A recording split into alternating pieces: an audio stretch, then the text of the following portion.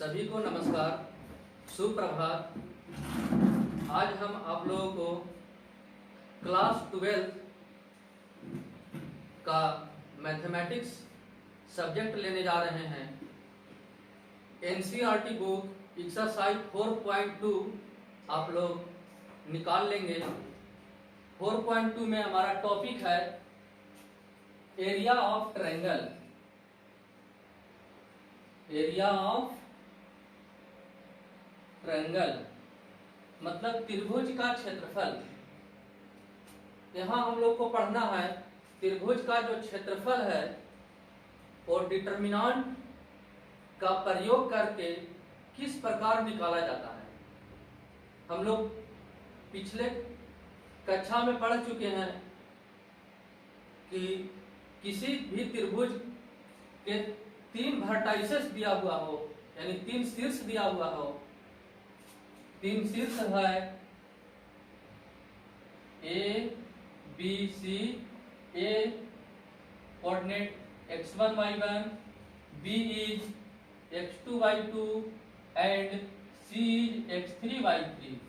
तो एक त्रिभुज है जिसका 3 वर्टाइसेस है, a x1 y1, b x2 y2, c x3 y3। तो इस त्रिभुज का क्षेत्रफल हम लोग निकालने के लिए पिछले कक्षा में सीखे हैं, जिसका फॉर्मूला है area of triangle equal to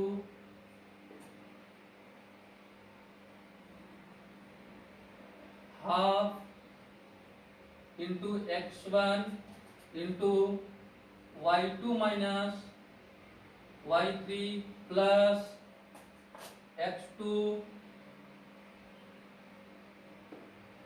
y3 minus y1 plus x3 into y1 minus y2 इतना होता है। लेकिन यहाँ हम लोग जो क्लास 12 में डिटरमिनेंट का प्रयोग करके एरिया ऑफ ट्रायंगल निकालेंगे, उसका फॉर्मूला होता है area of triangle equal to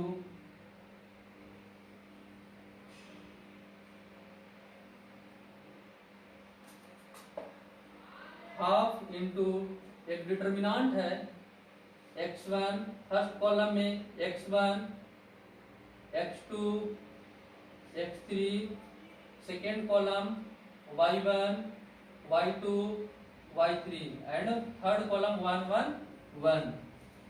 इतना होता है।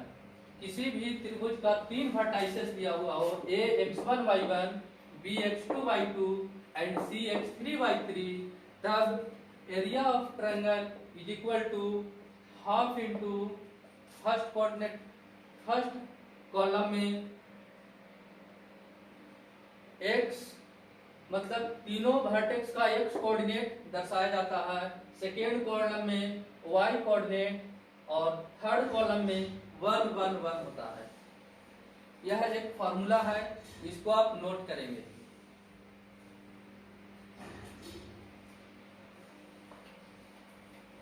ठीक है।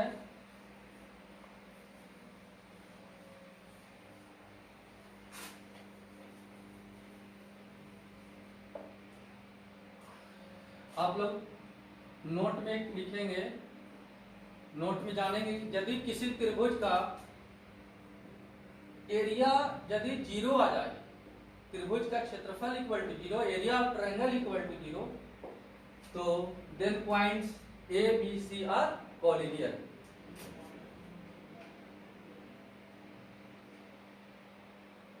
If area of triangle equal to 0, then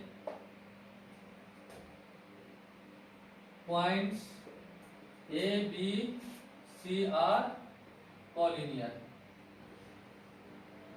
इसका आप उल्टा भी आप समझेंगे कि if points A, B, C are collinear, then area of triangle equal to 0। दोनों तरफ से समझना है। अब हम आपके चैप्टर एक्सरसाइज 4.2 में आते हैं। अब आप लोग अपना बुक निकाल लेंगे। एक्सरसाइज 4.2 कहता प्रश्न है find the area of triangle. पहला प्रश्न है find the area of triangle with vertices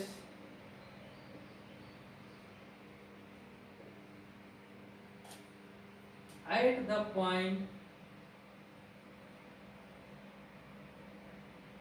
given। मतलब त्रिभुज का ट्रायंगल का एरिया ज्ञात करना है जिसमें ट्रायंगल का वर्टाइसेस दिया हुआ है। फर्स्ट प्रश्न है A10, ए कोऑर्डिनेट इसको मान लिया जाए, बी कोऑर्डिनेट है 60 एंड सी कोऑर्डिनेट इज 43। चलिए अब हम इसका एरिया ऑफ ट्रायंगल निकालते हैं। Area of triangle equal to half x1 x2 x3 y1 y2 y3 1 1 1। इस फार्मूला पर मान पुट करते हैं।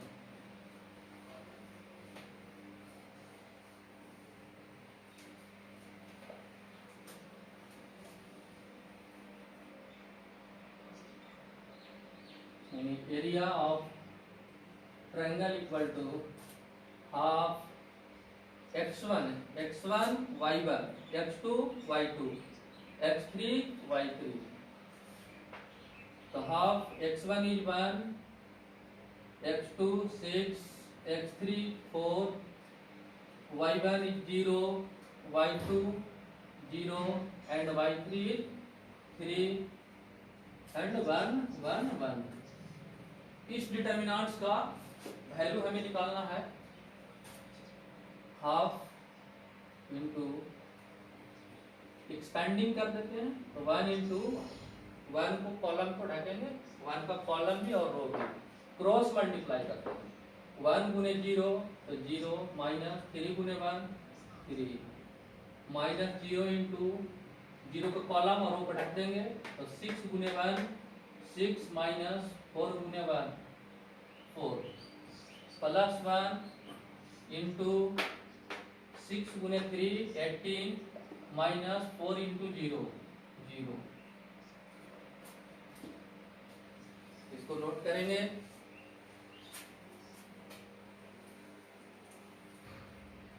इक्वल टू हाफ यह हो जाता है -3 6 माइनस 4 तो 2 इंटू 0 तो 0 18 गुने 1 तो प्लस 18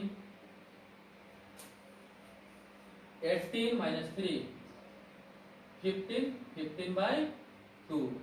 ये आपका एरिया ऑफ ट्रायंगल है, इतना square unit answer.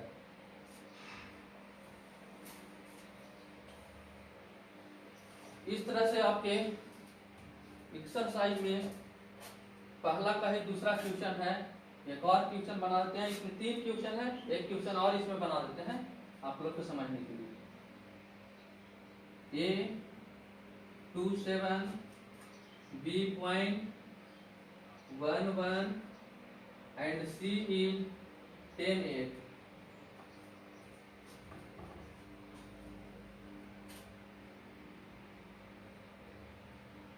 Area of triangle equal to half, इस फॉर्मूला का यूज करेंगे x1 x2 x3 y1 y2 y3 1 1 1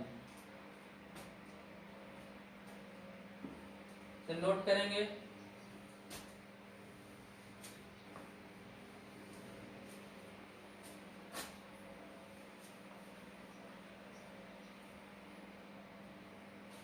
यानी area of triangle equal to half x1 coordinate 2 x1 y1 x2 y2 x3 y3। तो half is x1 is 2 x2 1 x3 10 y1 7 y2 is 1 y3 8 and 1 1 1 is equal to half into इस determinants का value निकालते हैं। 2 into यहाँ 2 को ढक देते हैं, कॉलम को भी और रो को भी, तो 1 गुने 1 तो 1 माइनस 8 गुने 1 8। फिर यहाँ साइन चेंज हो जाता है, प्लस माइनस प्लस, तो -7 इंटू 1 गुने 1 1 माइनस 10 गुने 1 10 प्लस 1 इंटू 8 गुने 1 8 माइनस 10 गुने 1 10 हाफ इंटू 1 माइनस 8 -7 इंटू 2 -14 माइनस 1 माइनस 10 -9 गुने -7 plus 63 plus 1 8 minus 10 -2 is multiply by 1 -2 equal to half minus plus 63 minus -14 -2 -16 half into 63 minus 16 फिर हमें 7 5 में से 4 47, यानी इसका आंसर आया 47/2 स्क्वायर यूनिट आंसर। इस तरह से कोई भी आपका 3 वर्टाइसेस दिया हुआ रहेगा ट्रायंगल का, तो हम लोग एरिया ऑफ ट्रायंगल निकाल लेते हैं डिटर्मिनेंट का प्रयोग से। इसके बाद तीसरा प्रश्न आप लोग बना लेंगे। दूसरा क्वेश्चन है कि सो डैट, यानी दिखाइए कि so that the points A B plus C B coordinate है B, C plus A, C plus C, A plus B और कॉलिनियर। हम लोग को बताना है कि 3 पॉइंट्स कॉलिनियर हैं, इसे साबित करें, दिखाइए।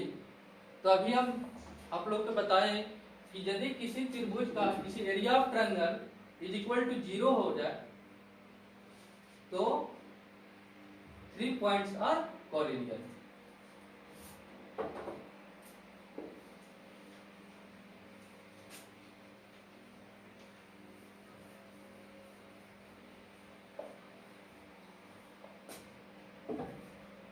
प्रश्न number 2, show that the points A B plus C, B C plus A, C A plus B are collinear,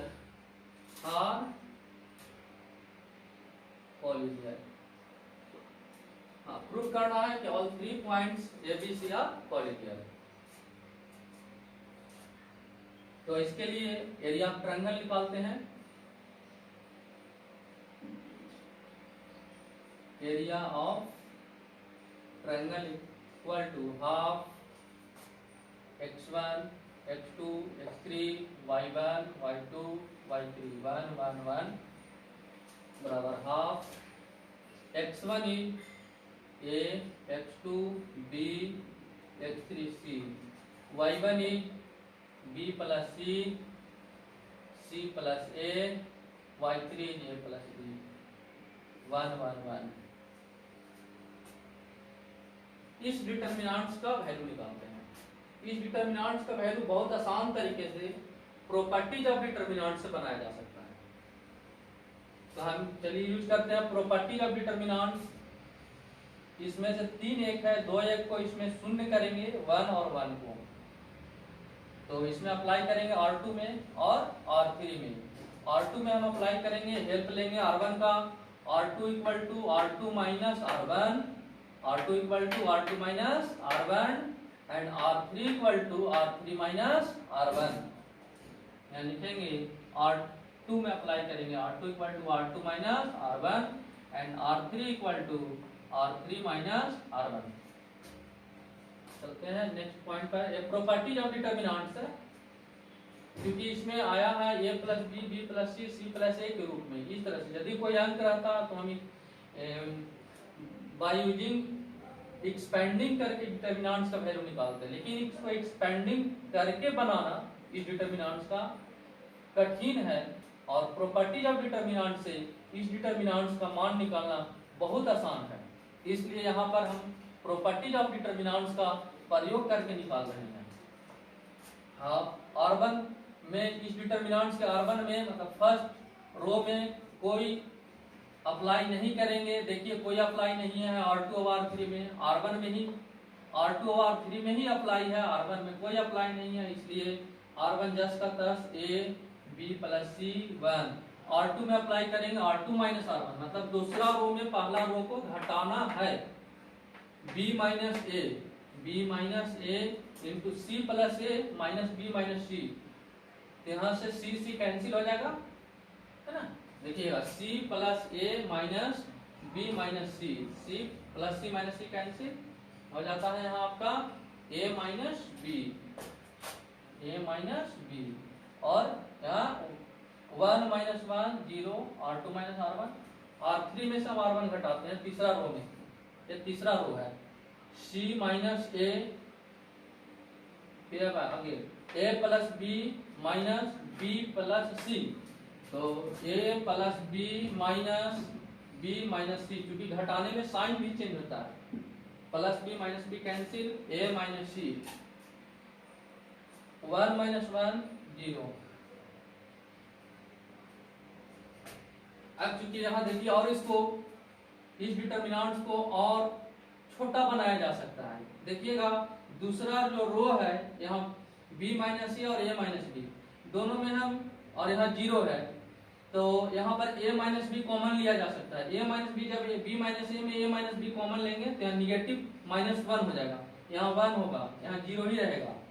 और तीसरा रो में c माइनस ए कॉमन लिया जाए, c माइनस ए है, a माइनस c है और 0 है, c माइनस ए यदि कॉमन लेते हैं यहाँ 1 होगा, यहाँ -1 होगा और यहाँ 0 हो जाता है।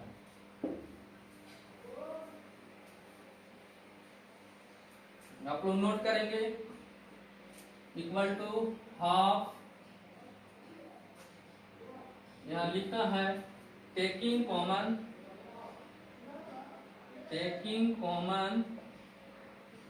a minus B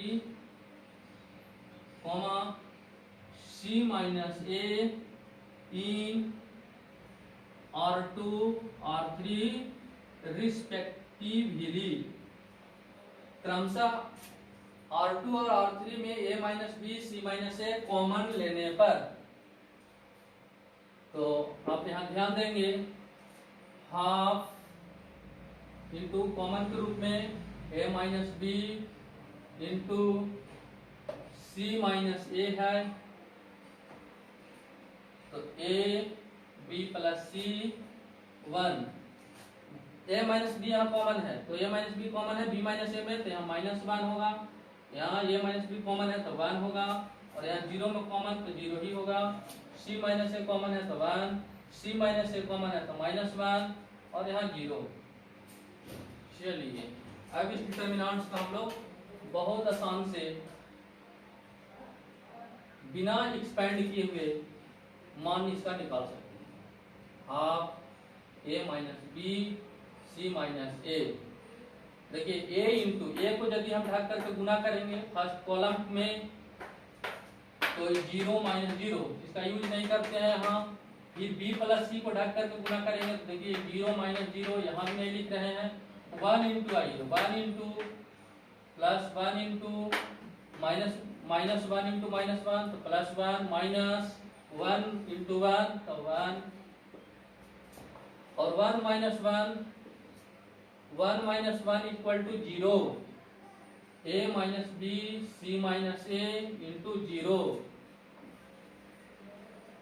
total value of determinants is equal to 0, 0 into something 0। So area of triangle, area of triangle is 0. So area of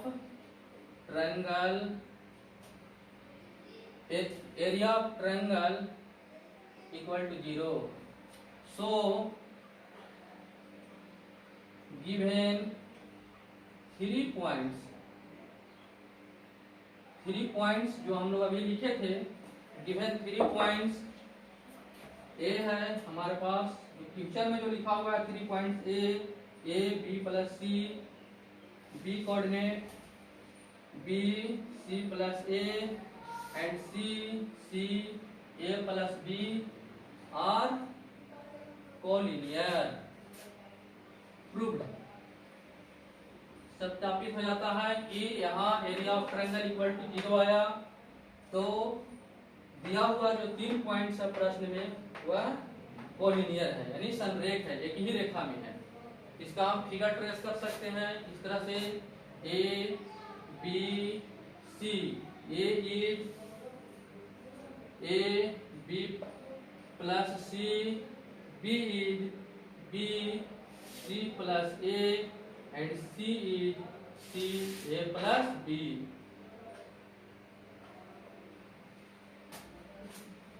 dates all, ये अच्छा हुआ है, आप लोग समझ गए होंगे।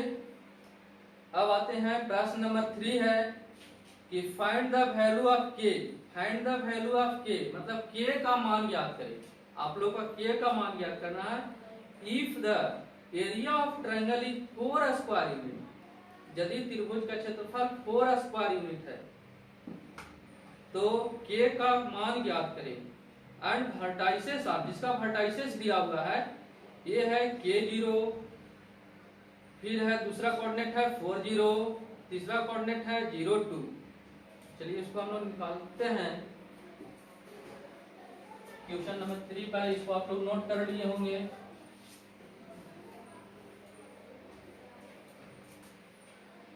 इसके बताने के बाद हम आगे एक क्वेश्चन और बताएंगे जो एक अलग टाइप का है और एक क्वेश्चन है, और बाकी सब क्वेश्चन आप सब मिल रहा है, आप सब क्वेश्चन बना लेंगे इस चैप्टर का। इस क्वेश्चन तीसरा बताने के बाद एक क्वेश्चन हम 4 बताएंगे, जो 4 बताने के बाद पूरा क्वेश्चन को बना लीजिएगा, हमें विश्वास है।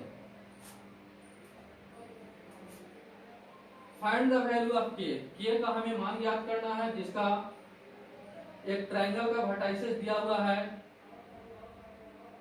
ए कोऑर्डिनेट है K0, बी कोऑर्डिनेट है 40 एंड सी कोऑर्डिनेट है 02। के का हमें मान ज्ञात करना है, और किसके लिए निकालना है के का मान, कि इस ट्रायंगल का एरिया।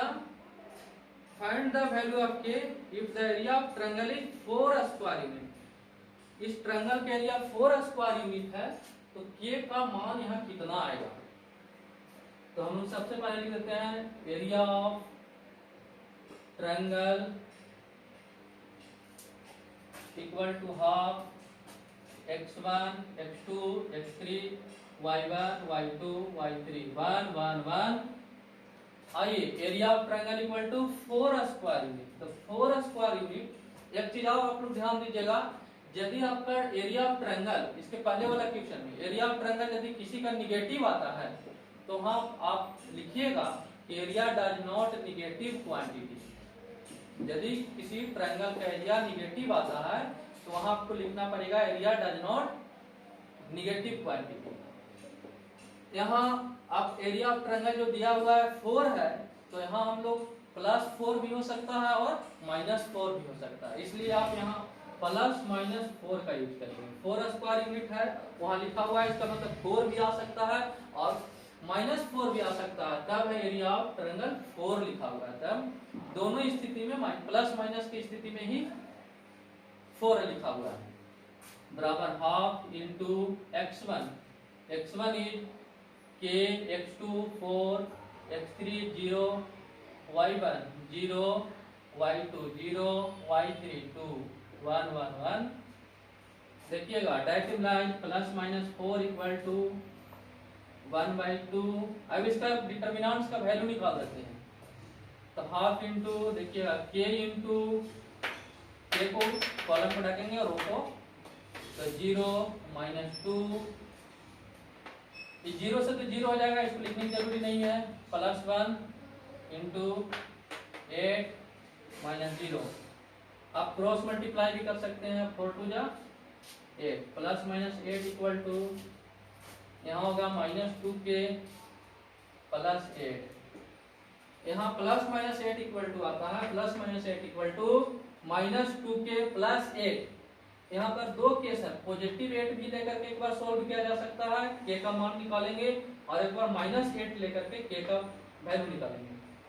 यहाँ लिखेंगे टेकिंग पॉजिटिव साइन, एक बार पॉजिटिव साइन लेकर के निकालते हैं मान, तो 8 equal to -2k plus 8, 8 cancel यानी 2k इक्वल टू हो जाएगा 0, k इक्वल टू 0, k का मान 0 आ जाता है।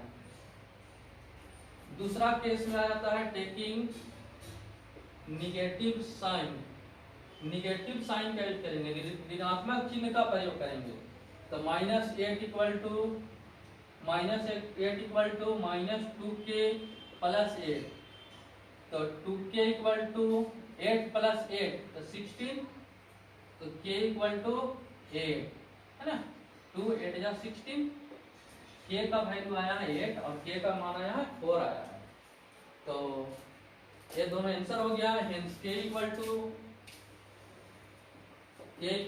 0 and k equal to 8 answer, यही k का वैल्यू होगा जिससे एरिया ऑफ ट्रायंगल आपका 4 स्क्वायर यूनिट मिलता है।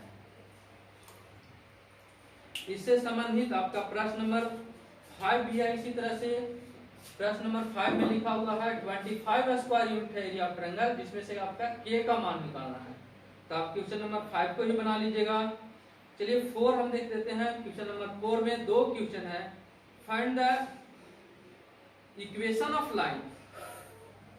क्वेश्चन नंबर 4 ध्यान से सुनेंगे, find the equation of line, त्रिभुज का find the equation of line,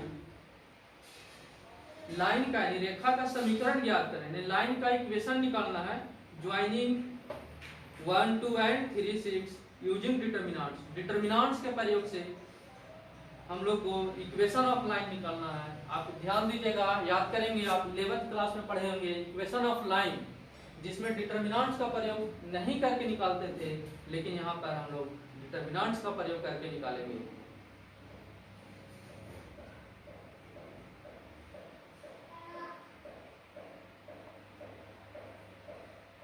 ध्यान देने की जरूरी है।